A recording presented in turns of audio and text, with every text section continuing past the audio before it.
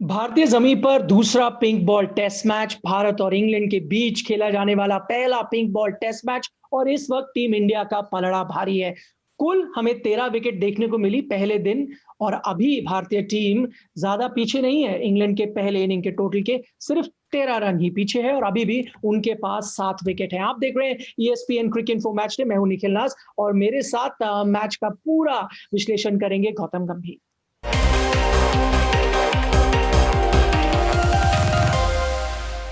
तो गौतम, हम शुरुआत करेंगे हमारे पहले पॉइंट के साथ। वो ये है कि भारतीय स्पिनर्स की सीधी गेंदों का जो कमाल है उसके सामने इंग्लैंड के बल्लेबाज बिल्कुल टिक नहीं पाए। यहां पर कहां गलती कर बैठ रहे हैं इंग्लैंड की जो बैट्समैन है, क्योंकि स्पिन गेंद तो डल रही है एक दो, लेकिन आउट हो रहे हैं जो सीधी जा रही है। देखिए, सिर्फ सीधी गेंदों से ही परेशानी नहीं है। जो उनसे पहले गेंदें जो सामने से टर्न करती हैं वो परेशानी हम्म। बनाती हैं। हम्म। क्योंकि सडनली एक गेंद आपके गुड लेंथ से अगर स्पिन होके अच्छी स्पिन होके बाउंस होके चली जाएगी तो आपके दिमाग में ये चलना शुरू कर देता है कि हर बॉल स्पिन करेगा। और फिर जो वो सीधी गेंद है, और सीधी गेंद भी ऐसा नहीं कि सीधी गेंद गेंद एक नेचुरल वेरिएशन, बहुत कम डिफरेंस है। जब अक्षर पटेल गेंदबाजी करते हैं तो ज्यादा उनको खुद नहीं पता होगा कई बार कि कौन सी गेंद सीधी रहेगी और कौन सी गेंद घूमेगी। और इसी को आप नेचुरल वेरिएशन कहते हैं। इसलिए बहुत जरूरी है कि आप बॉल की लाइन खेलिए। अगर आप टर्निंग बॉल के लिए खेलेंगे तो सीधी गेंदें आपको हमेशा तकलीफ में डालेंगी। और हम हमेशा बात करते हैं जब से DRS आया है और जब से फ्रंट फुट पे LBW मिलने शुरू हुए हैं कि कितना जरूरी है अपने पैड के आगे बैट रखना। अगर आप सिर्फ बैट से खेलेंगे तभी आप बच सकते हैं। अगर आप बैट अपने पैड के साथ में रखेंगे तो फिर इसी तरीके से आप तकलीफ में LBW होते चले जाएंगे और आपकी तकलीफें और बढ़ती चली जाएंगी। अगर आप जॉनी बेस्टो का डिसमिसल देखें, अगर आप जैक क्रॉली का डिसमिसल देखें, जो भी फ्रंट फुट पे LBW हैं, दोनों उन दोनों के बैट पैड के साथ में थे रादन की पैड से आगे। तो इसलिए आप सीधी गेंद के लिए खेले। विकेट से क्या होगा ना, वो बॉलर को पता है ना वो बल्लेबाज को पता है। तो विकेट इतना ज्यादा सोचने की जरूरत नहीं है। एक तो सीधी गेंद आ रही है क्योंकि अक्सर के संदर्भ में बात करते हैं, एक थोड़ी तेज भी आ रही है। हम ये जानते हैं कि हवा में तो वो तेज डालते ही है बॉल, लेकिन पिच से भी तेज निकलती नजर आ रही है। इसके पीछे क्या कारण हो सकता है? इसलिए हो सकता है कि चेन्नई में हमने बिल्कुल घास नहीं देखी, यहाँ पे थोड़ी भूरी घास तो है, या फिर सुना जा रहा है कि एक्स्ट्रा कोटिंग है लैक्कर की पिंक बॉल पे, उससे स्किड हो रही है गेंद। क्या परेशानी कर रहा देखिए, जो गेंदबाज अंडर कट करते हैं गेंद, है? वो अगर जो शाइनी सरफेस है जिस साइड को आप शाइन कर रहे होते हैं, जिस पे आप पसीना लगाते हैं, अगर आप वो नीचे रखेंगे और गेंद उस पे गिरेगी तो स्किड करेगी। और अगर आप गेंद रफ सरफेस पकड़ के नीचे रफ सरफेस को रखेंगे तो वहां से ग्रिप करेगी। तो इतनी सटल वेरिएशन किसी भी बल्लेबाज को समझ नहीं आएगी। इसलिए बहुत जरूरी है कि आप सीधी गेंद के लिए खेलिए। क्योंकि और स्पेशली जब आप पिंक बॉल से खेल रहे हैं तो कई बार आपको ये नहीं पता होता कि कौन सी साइड शाइन हुई भी है, कौन सी साइड ज्यादा शाइन नहीं हुई भी, और वो भी अंडर लाइट्स।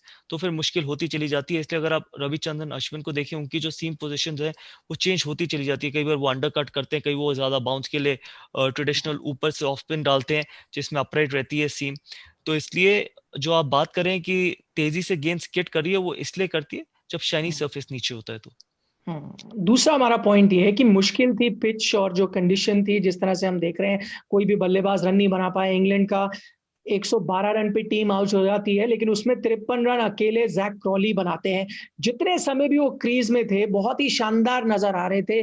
क्या था उसका कारण? ये कि ज्यादा स्पिन गेंदबाज नहीं थे, तेज गेंदबाजों के खिलाफ रन बना रहे थे। देखिए, वो एक चीज थी। जब हम्म। आप तेज गेंदबाजों के खिलाफ रन बनाते हैं और आपको स्टार्ट मिल जाए, फिर स्पिन गेंदबाज आए तो चीजें आसान हो जाती हैं। लेकिन जब आप सीधे स्पिन गेंदबाजों के खिलाफ शुरुआत करते हैं और ऐसी विकेट पे शुरुआत करते हैं, ऐसी क्वालिटी गेंदबाजों के खिलाफ शुरुआत करते हैं, तो कभी भी आसान नहीं है। तो एक तो वो चीज थी, और दूसरी चीज ये भी थी कि आपने पिछले 2 टेस्ट मैचेस खेले नहीं है, तो आप बिल्कुल फ्रेश आ रहे हैं। आपके पास कोई बैगेज नहीं है। आप श्रीलंका में जो भी आपके लो स्कोर्स थे वो 1 महीना पहले थे।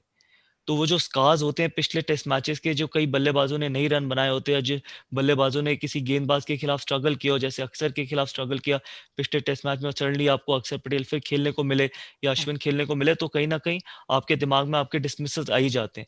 जैक क्रॉली के दिमाग में कुछ भी नहीं था, एक ब्लैंक माइंड से उतरे, पहले तेज गेंदबाजी खेली, उसके बाद अक्षर पटेल और अश्विन को खेला। और ये बहुत बड़ा कारण है, क्योंकि जब आप टेस्ट सीरीज में और मुश्किल कंडीशंस में जाते हैं, जब आप 4 या 5 टेस्ट मैच की सीरीज खेलते हैं और आप किसी गेंदबाज के खिलाफ स्ट्रगल कर रहे हैं, और फिर आपको पता है कि वो आपको फिर से उसी गेंदबाज का सामना करना पड़ सकता है, तो कई बार वो आपके दिमाग पे या फिर वो आपके आपके ऊपर बहुत ज्यादा प्रेशर या दबाव डाल सकती है। तो इकलौते क्रॉली नहीं है जिन्होंने अर्धशतक लगाया है इस मैच में। दूसरी तरफ देखा जाए, रोहित शर्मा 57 रन पर नाबाद अभी भी खड़े हुए हैं। उनकी बल्लेबाजी देखने में भी बहुत मजा आया गौतम।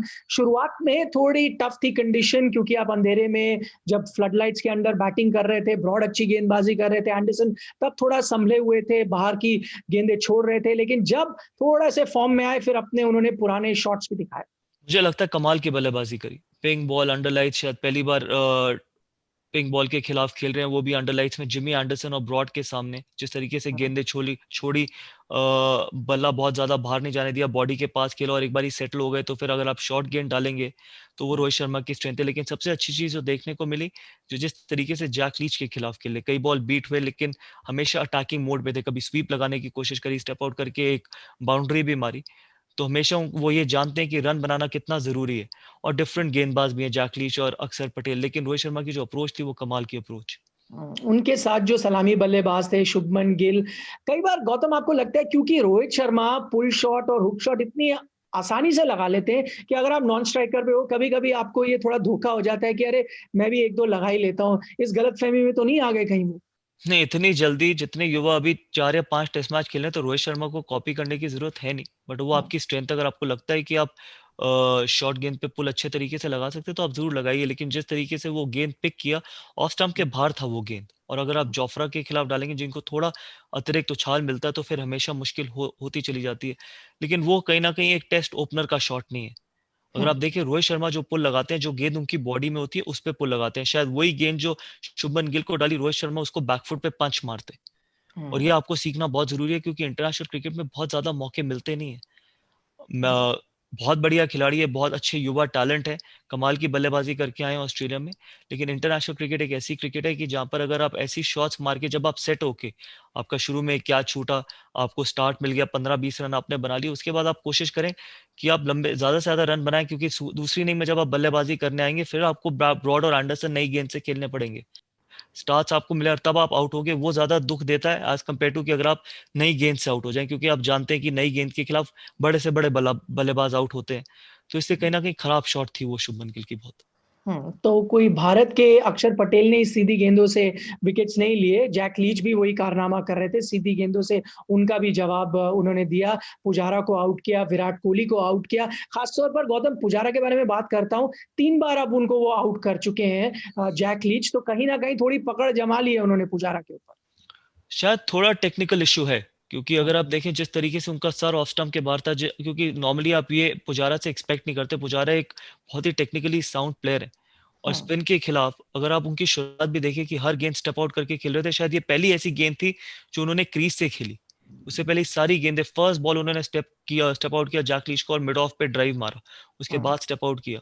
तो जब आप कहीं ना कहीं कॉन्फिडेंट नहीं होते अपने डिफेंस पे, तब आप स्टेप आउट करना शुरू करते हैं। और अगर आप अपने सर को गेंद की लाइन में लेके जाएंगे तो शायद आप इस तरीके से बीट नहीं होंगे। आप शॉर्ट लेग पे आउट हो जाए, आप स्लिप पे आउट हो जाए।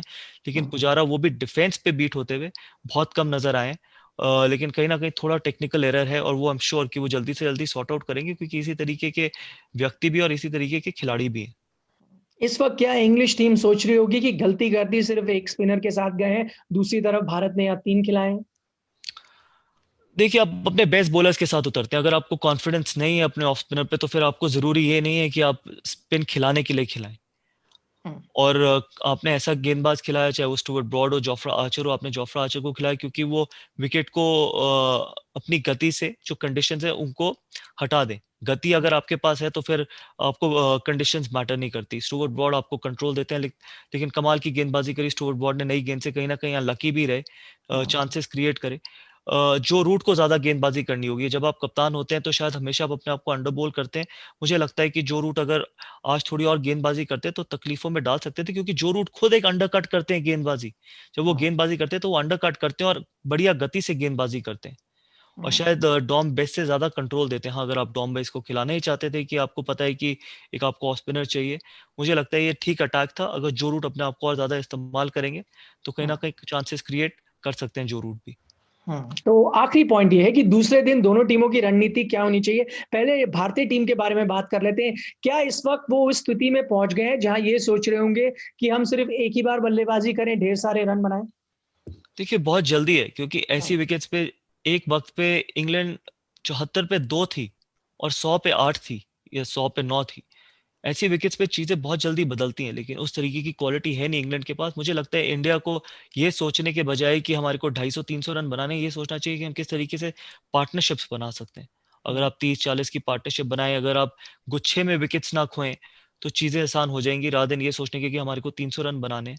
प्लस इंग्लैंड के लिए एक जो थोड़ा पॉजिटिव नजर यह आया कि उन्होंने एक एंड ओपन किया है।